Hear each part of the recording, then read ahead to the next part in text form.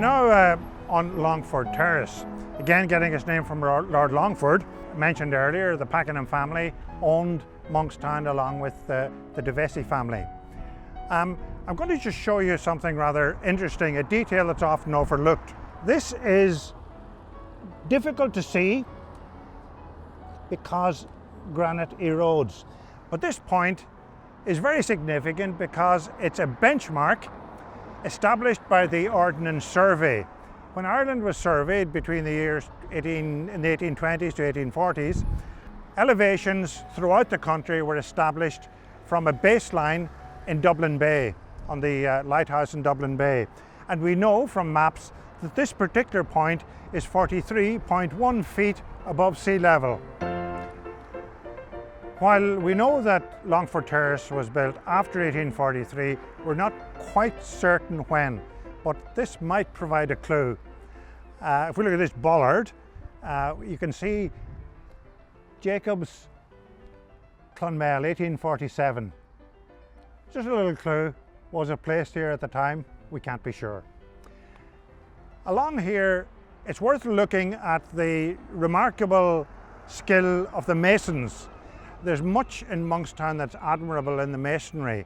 Obviously, at this time, the harbour was being built in Dunleary. There were many skilled craftsmen in the area, so the ironwork, the masonry is of a very high standard. This is an unusual construction here.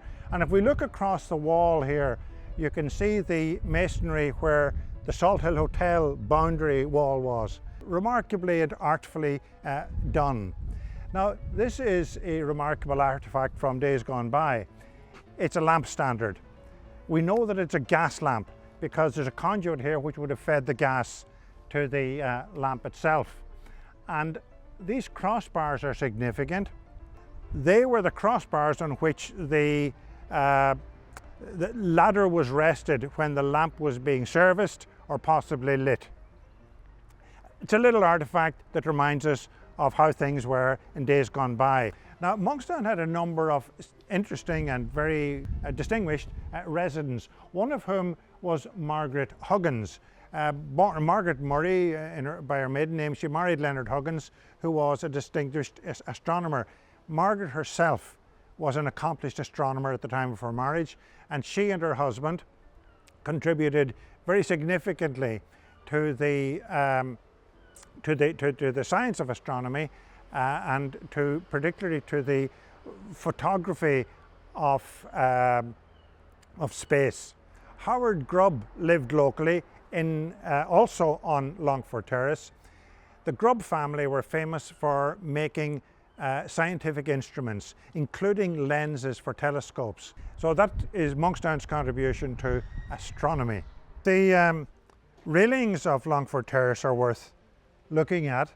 The detail is marvellous, it's often overlooked. The finial of the railings themselves are cast iron, but the feet here show little animal paws. A lot of the houses also have ornate boot scrapers. And of course they're a telltale because it's indicative of the fact that the streets were not paved at that time.